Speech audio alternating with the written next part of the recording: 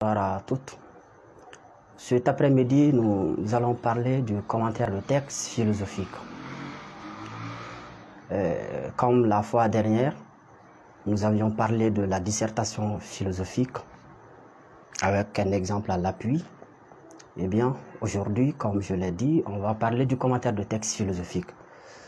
Le commentaire de texte, a priori, c'est un exercice scolaire comme la dissertation. Mais à la différence de cette dernière, c'est un exercice qui part d'un texte, autrement dit, un extrait.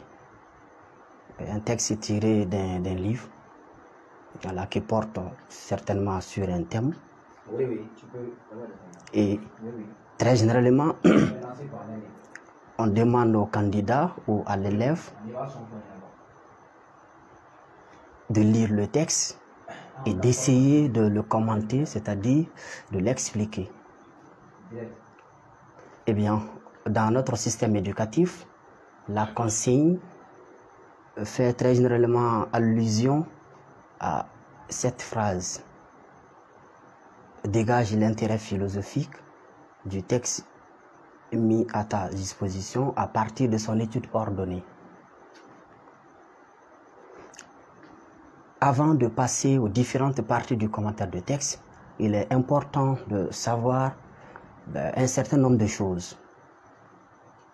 Pour faire un commentaire de texte, on n'a pas besoin de connaître la doctrine de l'auteur du texte.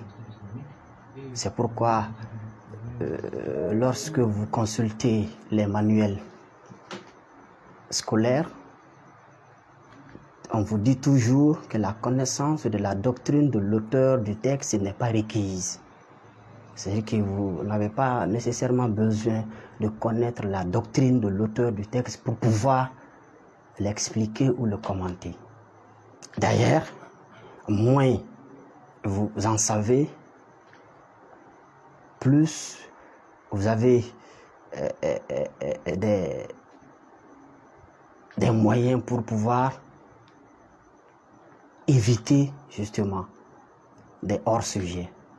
Parce qu'on peut parler de hors-sujet dans un commentaire de texte, comme on peut parler de hors-sujet dans une dissertation philosophique. Donc ça, c'est le premier élément. Le deuxième élément, c'est que dans le commentaire de texte, on demande tout de suite au candidat ou à l'élève de rester concentré sur le texte. C'est-à-dire, il ne doit pas sortir du texte. Ce sont des règles quand même élémentaires. Le premier travail est de chercher à comprendre le texte. Donc, il ne doit pas sortir du texte. Alors que la dissertation fait appel à une espèce de connaissance générale.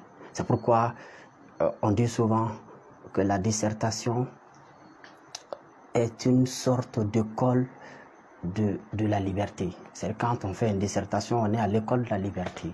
On peut aller chercher des idées un peu partout. Or, avec le commentaire de texte, on est en quelque sorte condamné à rester dans le texte. Ouais, ça, c'est pour éviter, parce qu'un auteur peut aborder plusieurs thèmes ou thématiques dans sa doctrine. Or, le texte dont il est question précisément porte sur un thème spécifique. Donc, pour ne pas parler d'une généralité de la doctrine de l'auteur, il faut rester concentré sur le texte. Enfin, comme troisième élément ou troisième chose à retenir, il faut, pour bien réaliser un commentaire de texte, être capable de lire un texte et de le comprendre. C'est important. Parce que une chose est de lire un texte et une autre chose est de le comprendre. On peut lire un texte et ne pas le comprendre. Maintenant, qu'est-ce qu'il faut pour comprendre un texte qu'on lit? Dans d'autres disciplines, peut-être on donne des mécanismes, on donne des moyens. Donc c'est important de réviser ces choses-là pour pouvoir bien aborder le commentaire du texte. En un mot, on ne peut pas commenter un texte qu'on ne comprend pas ou qu'on n'a pas compris. C'est pourquoi il faut lire le texte pour le comprendre et comprendre le texte pour l'expliquer. Maintenant, on va passer aux différentes parties du commentaire de texte. Comme la dissertation, le commentaire aussi est structuré selon les 3 parties. Une introduction, un développement et une conclusion. Eh bien, il y a naturellement une différence entre l'introduction de la dissertation et celle du commentaire de texte. Quand on prend l'introduction du commentaire de texte, elle doit être constituée d'un certain nombre d'éléments. C'est vrai, il peut y avoir des débats ou un débat autour des éléments, mais il y a un certain nombre d'éléments qui forcément doivent être présents dans une introduction du commentaire de texte. Ouais. Très rapidement, on va donner 5 éléments. Une introduction du commentaire de texte doit comporter l'auteur, on identifie l'auteur du texte, et l'ouvrage dans lequel le texte est tiré. Les 2 éléments peuvent être donnés en une seule phrase. Pourquoi? Parce que on n'a pas besoin de réfléchir pour donner ces 2 éléments. D'autant plus qu'ils sont déjà donnés en bas du texte. Ouais, quand on donne un texte, très généralement, on donne le nom de l'auteur et le titre du livre dans lequel il est tiré. Un texte de Jean-Jacques Rousseau, par exemple, tiré de son discours sur l'origine, etc. Voilà. Ou un texte d'Aristote tiré de la politique ou du politique. Donc, toujours ces éléments sont donnés en bas. Et une petite précision ici. On dit souvent qu'il faut présenter l'auteur du texte. En réalité, on n'en a pas besoin. Il ne s'agit pas de présenter la biographie de l'auteur. Non, non, non. Il faut juste identifier l'auteur. Ce texte est de Monsieur Dambélé, tiré de son ouvrage intitulé, etc. C'est tout. Dans certains manuels, effectivement, on voit ça. Les auteurs commencent par présenter les auteurs. Vraiment, on n'en a pas besoin. C'est même à éviter. Voilà. Après cet élément, c'est-à-dire que l'auteur et l'ouvrage, on a le thème. C'est là où les choses sérieuses commencent. Parce que pour avoir le thème, il faut avoir compris le texte. Ça, c'est le premier élément important. Tout texte, naturellement, aborde un thème. Souvent, on donne le thème dans la consigne. Mais ce n'est pas dans tous les cas. Donc, il faut nécessairement connaître le thème. Après le thème, il y a le problème. Le problème, ça c'est la problématique en quelque sorte de l'introduction du commentaire de texte. Si l'auteur parle par exemple de la liberté, il y a plusieurs façons d'aborder la liberté. Est-ce qu'il donne les différentes définitions de la liberté? Ou bien est-ce que ce sont les types de liberté qu'il donne? Etc., etc. Ça dépend. On peut prendre un thème et avoir plusieurs angles. Voilà. Il y a plusieurs façons d'aborder un thème. Donc, le problème va nous permettre de préciser l'angle sur lequel, merci à l'auteur, donc il faut nécessairement construire le problème, justement. Si on était, sur un sujet de dissertation, on allait facilement trouver le problème parce que il est déjà construit dans le sujet de dissertation. Surtout que lorsque celui-ci est une question. Alors que dans le commentaire de texte, le problème n'est pas construit. Oui. C'est au candidat de le construire. Oui. Mais il suffit de comprendre le texte pour savoir quel est le problème qu'aborde l'auteur. Ensuite, on doit dégager une idée générale, c'est-à-dire la thèse. Et là, il faut éviter de confondre thème et thèse. Pour revenir un peu en arrière, le thème, c'est comme la réponse à cette question. De quoi parle-t-on dans ce texte? Alors que la thèse nous renvoie plutôt au point de vue de l'auteur du texte par rapport au problème dont il est question. Donc la thèse nous renvoie, comme je le disais tantôt, à l'idée générale.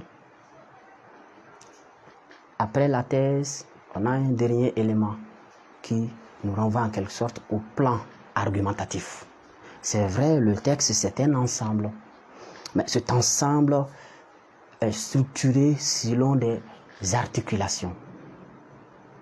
Donc au niveau de la structure du texte, on demande au candidat de faire ressortir les articulations du texte.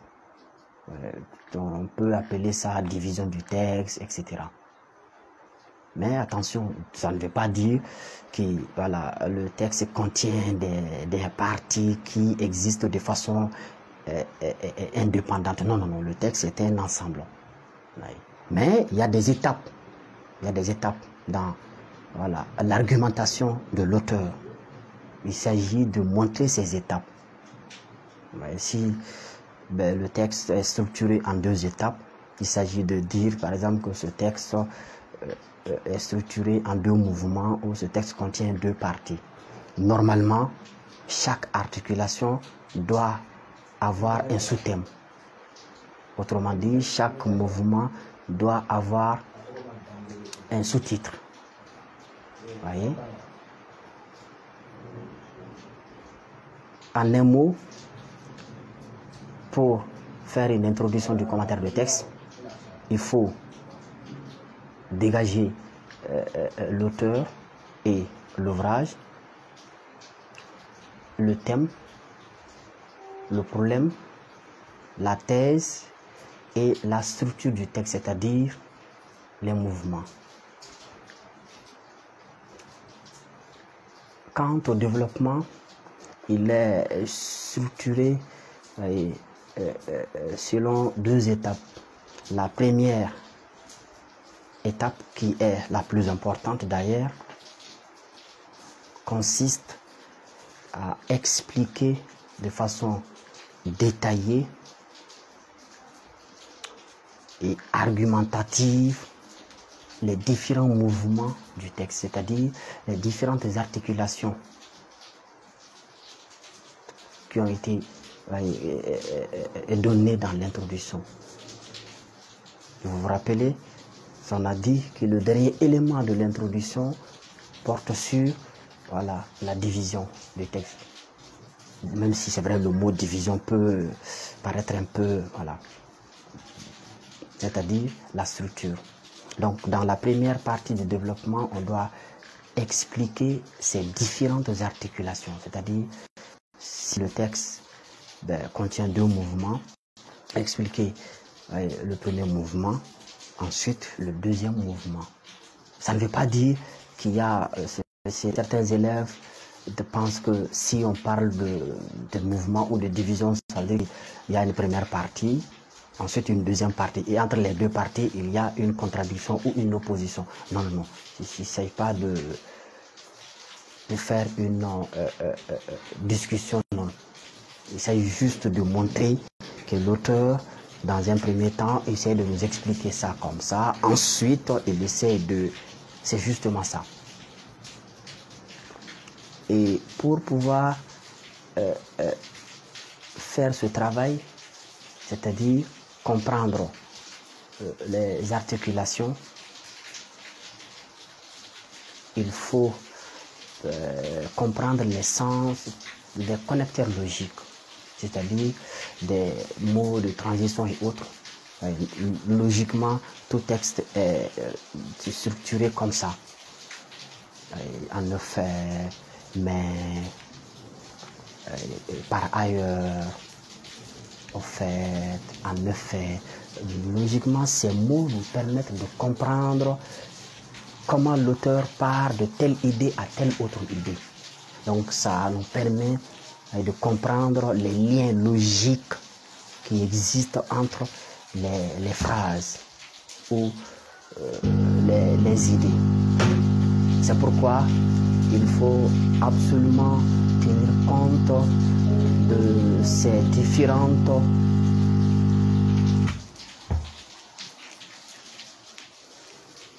articulations. Ouais. Et une autre chose est de savoir comment se fait la division. A priori, on ne peut pas vous donner une règle qui va vous permettre de diviser un texte. Non. Il suffit juste d'essayer de comprendre l'évolution de l'auteur du texte dans son argumentation. Pour expliquer une chose, on commence forcément par quelque chose, ensuite on arrive à une chose, enfin à une dernière chose. Donc si c'est toujours comme ça, si on comprend le texte, on peut facilement savoir quelles sont les étapes qu'on peut appeler articulation. Donc la première partie du développement consiste à expliquer ça. Puisque commenter par définition, c'est expliquer un texte ou un fait à partir d'une observation ou des observations. Si on doit prendre le mot commenter au sens étymologique. Donc ça, c'est la partie logiquement la plus développée, si on peut le dire comme ça. C'est là où vous allez montrer que vous avez vraiment compris le texte. Et il y a des choses à éviter à ce niveau. La première chose à éviter, c'est la paraphrase. Éviter de paraphraser le texte, c'est-à-dire de reprendre les phrases ou les passages du texte. Ça, on n'appelle pas ça expliquer. Expliquer, c'est faire ressortir le sens implicite d'une chose. C'est-à-dire, l'auteur dit ce qu'il a à dire dans le texte. Mais il ne dit pas tout ce qu'il a à dire de façon explicite, c'est-à-dire de façon claire et ouverte. Commenter le texte, c'est faire ressortir le sens caché, voyez, du texte, le sens caché. C'est-à-dire qu'on dit dire explicitement ce qui est dit, mais de manière implicite dans le texte. Voyez. Donc, pour ce faire, il faut s'accrocher au concept. Dans tout texte, il y a des concepts fondamentaux, c'est-à-dire des mots ou expressions qui nous permettent ou qui permettent à l'auteur de dire ce qu'il a à dire. Donc si on veut comprendre ce qu'il a dit, on doit aussi essayer de comprendre les sens qu'il donne à ces mots ou expressions. Donc ça, c'est la première partie du commentaire du texte. La deuxième partie concerne ce qu'on appelle l'intérêt philosophique. Vous voyez, l'intérêt philosophique, c'est la partie où on doit essayer de faire ressortir les limites de la thèse de l'auteur. Là, il y a beaucoup de débats. Il y a plusieurs manières de dire tout ça. Mais pour simplifier, parce que souvent on parle voilà, de trop de choses. À mon avis, ces choses-là, au lieu d'aider les candidats, ben, les induisent plutôt en erreur. Critique interne, critique externe, il y a beaucoup de choses. C'est vrai, si ces éléments sont bien expliqués, explicités, ça peut permettre aux candidats de comprendre. Puisque le travail de l'enseignant, qui est censé être un pédagogue, c'est d'essayer de simplifier les choses, mais pas de les banaliser. Simplifier ne veut pas dire banaliser. C'est ce qu'on appelle en quelque sorte une transposition didactique. Transformer une connaissance savante en connaissance facile, c'est-à-dire populaire. C'est ça le travail de l'enseignant. Bien. Pour revenir à ce dont je parlais. La partie enjeu philosophique consiste à montrer l'importance de la thèse de l'auteur du texte, tout en faisant ressortir les limites de cette dernière. Montrer d'un côté l'importance, la place de cette thèse.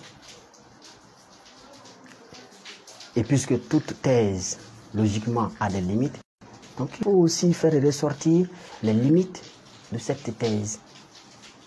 Et on le fait à travers les thèses avancées par d'autres auteurs. Très généralement.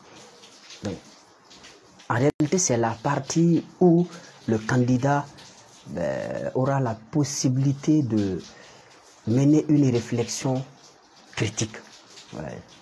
J'avais évité le mot voilà, critique, mais en réalité, c'est ça. On demande à l'élève ou au candidat de mener une réflexion critique ou une réflexion personnelle. Voilà. C'est ça par excellence le travail philosophique. Réfléchir de manière critique et interrogative. Donc en un mot, voilà, la partie intérêt philosophique consiste à, comme je le disais tantôt, montrer l'importance de la thèse défendue par l'auteur dans ce texte. 2. Faire ressortir les limites de cette thèse. C'est-à-dire essayer de critiquer la thèse défendue par l'auteur. Donc ça, voilà, ça nous renvoie un peu aux enjeux. Voyez. Ça, c'est logiquement, c'est ce qui a de la valeur au sens philosophique. Montrer qu'effectivement une idée ou un point de vue est intéressant ou important, tout en montrant ses limites. Parce que voilà, il n'y a pas de réponse définitive ou il n'y a pas de solution absolue. Voyez. Ce sont les deux parties du développement. Voyez. Donc la partie où on doit commenter, expliquer voilà, les différents mouvements et la dernière partie où on doit faire ressortir l'importance de la thèse tout en montrant ses limites. Maintenant, on va passer à la conclusion. La conclusion, logiquement, c'est la partie, peut-être je me trompe, mais à mon avis, c'est la partie la plus facile à rédiger. Si on fait une bonne introduction, on a plus de chances de faire un bon développement. Et après avoir fait un bon développement, on doit logiquement être en mesure de faire une bonne conclusion. Comme la dissertation, la conclusion aussi du commentaire de texte consiste à faire le bilan du travail. Faire le bilan du travail. Je l'ai dit, la conclusion de la dissertation, excusez-moi, consiste à faire une analyse récapitulative, 2, faire une analyse prospective. Mais quand, dans la conclusion du commentaire de texte, on va dire qu'il faut seulement revenir sur la position de l'auteur tout en insistant sur son importance. Et avant de sortir, si je peux le dire comme ça, il faut montrer voilà, qu'il peut y avoir une autre possibilité, une sorte voilà, de critique aussi. Si voilà, l'élève arrive à faire ce travail, c'est bien. Mais s'il n'arrive pas à le faire, c'est pas grave. L'essentiel, sinon le plus important, c'est d'essayer de revenir sur la thèse, c'est-à-dire la position de l'auteur, tout en insistant sur son importance. Parce que logiquement, tout texte nous permet d'apprendre. L'auteur nous apprend logiquement quelque chose. S'il nous parle de liberté, logiquement, à la fin de la lecture, on doit pouvoir retenir quelque chose. En un mot, voilà, le commentaire de texte est structuré voilà, selon ces 3 parties comme la dissertation. On a expliqué l'introduction, le développement et la conclusion. Il faut savoir que tout ce que nous venons de dire ne concerne que le cadre théorique. Une chose est de comprendre une méthode théoriquement, une autre chose est de savoir l'appliquer. À mon avis, le plus important, c'est la pratique. Certains vont me dire, eh bien, on ne peut pas faire la pratique si on n'a pas assimilé la théorie. Ce n'est pas absolument faux. Ça veut dire qu'il faut avoir compris la théorie d'abord. C'est pourquoi on a commencé par le cadre théorique. Maintenant, on va passer au cadre pratique. Et la deuxième étape voilà, de cette science va concerner spécifiquement le cadre pratique. Nous allons tout à l'heure prendre un texte et on va essayer de l'aborder selon les règles qui viennent d'être énoncées. Et on va voir si réellement vous avez assimilé la technique du commentaire de texte. Et enfin, on va essayer de faire une évaluation, essayer de vous donner des textes pour voir si réellement et le cadre théorique et le cadre pratique ont été assimilés. Pour le moment, on va s'arrêter ici et on va vous donner une pause de 15 minutes. À la reprise, on va vous donner la parole pour les questions. Voilà, je vous remercie.